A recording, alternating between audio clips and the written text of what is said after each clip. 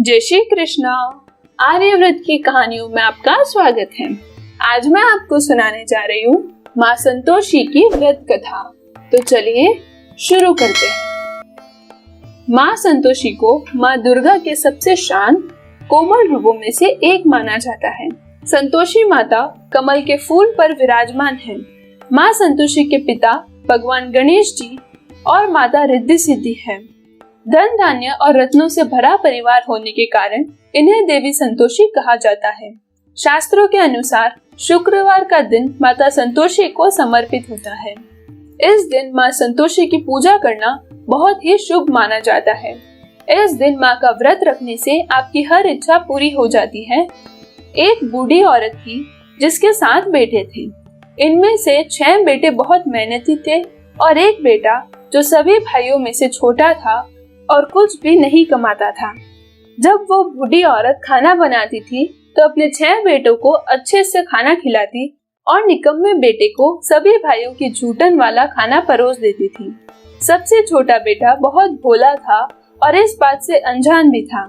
एक दिन सबसे छोटे बेटे ने अपनी पत्नी से कहा कि देखो मेरी माँ मुझसे कितना ज्यादा प्यार करती है। इस पर उसकी पत्नी व्यंग्य करते हुए बोली कि हाँ क्यों नहीं, रोज सभी के जूठन जो परोस देती है। इस बात को सुनकर उस बेटे ने कहा कि ऐसा कैसे हो सकता है, जब तक मैं स्वयं अपनी आंखों से नहीं देख लेता तुम्हारी इस बात पर विश्वास नहीं करूंगा। तब पत्नी ने कहा कि स्वयं देखने के बाद तो विश्वास करेंगे ना। कुछ दिनों बाद एक त्योहार आया और घर में विभिन्न प्रकार के व्यंजन और लड्डू आदि बनाए गए। अपनी पत्नी द्वारा कही गई बात की सच्चाई को परखने के लिए सबसे छोटा बेटा तबीयत खराब होने का बहाना करके रसोई में गया और वहां जमीन पर लेट गया और मुंह पर एक पतला कपड़ा ढक लिया ताकि सब देख सके। सभी भाई रसोई में भोजन ग्रहण करने आए। उसकी माँ ने सभी 6 भाइयों को लड्डू और अन्य व्यंजन बहुत ही प्रेम पूर्वक परोसी और जब उन सभी ने भोजन कर लिया तो वे चले गए। अब उन 6 भाइयों की थाली में से बचे हुए भोजन को इकट्ठा करके माँ ने सबसे छोटे बेटे की थाली परोसी और लड्डू का जो भोग बचा था उन्हें मिलाकर एक लड्डू बनाकर छोटे बेटे की थाली में रख दिया। छोटा बेटा इस पूरे क्रियाकलाप पर नजर रखे हुए था। इसके बाद उसकी माँ ने उसे आवाज लगाई कि बेटे उठ जाओ, तुम्हारे सारे भाई भोजन करके चले गए हैं, तुम कब भोजन करोगे? उठो और भोजन ग्रहण कर लो। तब वह उठा और बोला कि माँ मुझे सबके झूठन परोसती हो, मुझे इस प्रकार का भोजन नहीं करना, मैं घर छोड़कर जा रहा हूँ। तब उसकी माँ ने भी कह दिया कि ठीक है, यदि जाते हो तो जाओ और अगर कल जाने वाले हो तो आज ही चले जाओ। माँ के मुंह से इस प्रकार के कटु वचन सुनकर बेटा बोला कि हाँ मैं आज ही जा रहा हूँ और अब कुछ बनकर ही घर लौटूंगा। यह कहकर वो घर से जाने ही वाला था कि तभी उसे अपनी पत्नी का स्मरण हुआ। उसकी पत्नी गायों के तबेले में गोबर के कंडे बना रही थी। तब तबेले में गया और पत्नी से बोला कि मैं कुछ समय के लिए दूसरे देश जा रहा हूँ, तुम यहीं रहो और अपना कर्तव्यों का पालन करो, मैं कुछ समय बाद धन कमाकर वापस लौट आऊंगा। तब उसकी पत्नी ने कहा कि आप बेफिक्र होकर जाइए, अपने काम में अपना ध्यान लगाइए, जब तक आप वापस नहीं आ जाते मैं आपका यहीं रहकर इंतजार करूंगी, परंतु अपनी कोई निशानी मुझे दे जाइए। तब उसने कहा कि मेरे पास तो कुछ भी नहीं है सिवाय इस अंगूठी के, तुम इसे मेरी निशानी के रूप में रख लो, अपनी भी कोई निशानी मुझे दे दो। तब उसकी पत्नी ने कहा कि मेरे पास तो कुछ भी नहीं है। तुम उसके हाथ गोबर से भरे हुए थे तो उसने उसकी पति के कमीज पर पीठ पर अपने गोबर से भरे हाथों की छाप छोड़ दी और कहा कि यही मैं निशानी के तौर पर आपको देती हूँ। इसके बाद छोटा बेटा दूसरे देश धन कमाने के उद्देश्य से चला गया। चलते चलते बहुत दूर तक आ गया। तब उसे एक बहुत बड़े व्यापारी की दुकान दिखाई दी। वह उस दुकान पर गया और बोला कि सेठ जी मुझे आप अपने यहाँ काम पर रख लीजिए। उस समय सेठ को भी आदमी की आवश्यकता थी। सेठ ने उसे काम पर रख दिया। वह वहाँ नौकरी करने लगा और कुछ ही दिनों में उसने खरीदी, बिक्री, हिसाब किताब और अन्य सभी काम भी बहुत ही अच्छे से संभाल लिए। उस सेठ के यहाँ और भी नौकर थे वे सभी और स्वयं सेठ भी यह सब देखकर बहुत हैरान थे कि यह व्यक्ति कितना बुद्धिमान और होशियार है। उसके काम को देखकर 3 महीनों में ही सेठ ने उसे अपने व्यापार में बराबरी का साझेदार बना लिया और अगले 12 वर्षों में वह बहुत ही प्रसिद्ध व्यापारी बन गया। और अब सेठ ने पूरे कारोबार का भाग दौड़ उसके हाथ में दे दी और खुद दूसरे देश चला गया।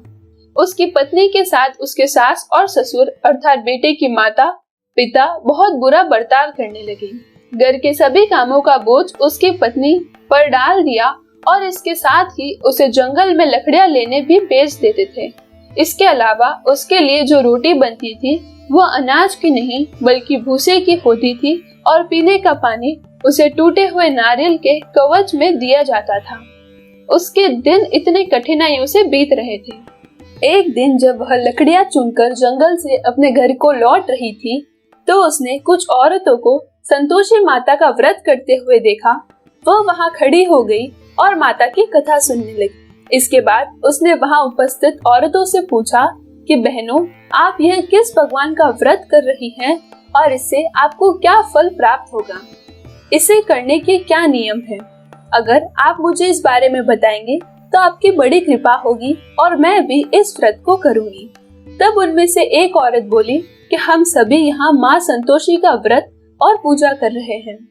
इस व्रत को करने से सारी विपत्तियां और संकट टल जाते हैं, धन की प्राप्ति होती है और परेशानियां दूर होती हैं। स्त्रियों ने बताया, शुक्रवार को स्नान करते हुए एक लोटे में शुद्ध जल ले, गुड़ चने का प्रसाद लेना तथा सच्चे मन से माँ का पूजन करना चाहिए। खटाई भूल कर भी मत खाना और न ही किसी को देना। एक वक्त भोजन करना। व्रत विधान सुनकर अब वह प्रति शुक्रवार को संयम से व्रत करने लगी। माता की कृपा से कुछ दिनों के बाद पति का पत्र आया।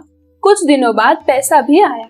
उसने प्रसन्न मन से फिर माता का व्रत रखा और मंदिर में जाकर अन्य स्त्रियों से कहा, संतोषी माँ की कृपा से हमें पति का पत्र तथा रुपया आया है। अन्य सभी स्त्रियां भी श्रद्धा से व्रत करने लगी।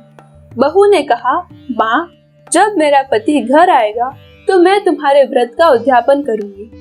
अब एक रात संतोषी माँ ने उसके पति को स्वप्न दिया और कहा कि तुम अपने घर क्यों नहीं जाते? तो वह कहने लगा, सेठ का सारा सामान अभी बिका नहीं, रुपया भी अभी नहीं आया है। उसने सेठ को स्वप्न की सारी बात कही तथा घर जाने की इजाजत मांगी, लेकिन पर सेठ ने मना कर दिया। माँ की कृपा से कई व्यापारी आए, सोना चांदी तथा अन्य सामान खरीद ले गए। कर्जदार भी धन लौटा गए। तब साहूकार ने उसके घर जाने की इजाजत दे दी। घर आकर पुत्र ने अपनी माँ व पत्नी को बहुत सारे रुपए दिए। पति ने कहा कि मुझे संतोषी माता के व्रत का उद्यापन करना है। उसने सभी को न्योता दे उद्यापन की सारी तैयारियां की। पड़ोस की एक स्त्री उसे सुखी देखकर ईर्ष्या करने लगी। उसने अपने बच्चों को सिखाया कि तुम भोजन के समय खटाई जरूर मांगना। उद्यापन के समय खाना खाते खाते बच्चे खटाई मांगने लगे तो बहू ने पैसा देकर उन्हें बहलाया। बच्चे दुकान से उन पैसों से इमली खटाई खरीद कर खाने लगे। ऐसा होने पर बहू पर संतोषी माता क्रोधित हो गई। नगर के राजा के दूत उसके पति को पकड़कर ले जाने लगे। बहू ने स्थिति पुनः वैसे ही हो गई। तब उसने माता के मंदिर में जाकर पूछा कि माँ, मेरे साथ ऐसा क्यों हो रहा है?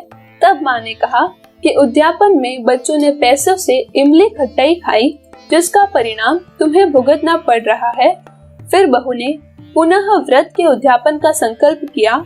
सभी मनोकामनाएं की होती है। पूर्ति संकल्प के बाद वह मंदिर से निकली तो राह में पति आता दिखाई देता है। पति बोला कि जो इतना धन कमाया था राजा के पास उसका कर चुकाने गया था।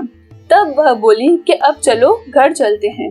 फिर अगले शुक्रवार को उसने विधिवत व्रत का उद्यापन किया। इससे संतोषी माँ प्रसन्न हुई। 9 माह बाद दंपति को सुंदर पुत्र की प्राप्ति हुई। अब सास, बहू तथा बेटा माँ की कृपा से आनंद से रहने लगे।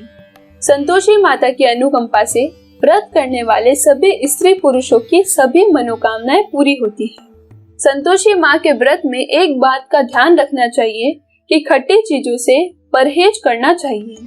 यदि आपको मेरी ये कहानी पसंद आई हो तो वीडियो को लाइक करें, और चैनल को सब्सक्राइब करें।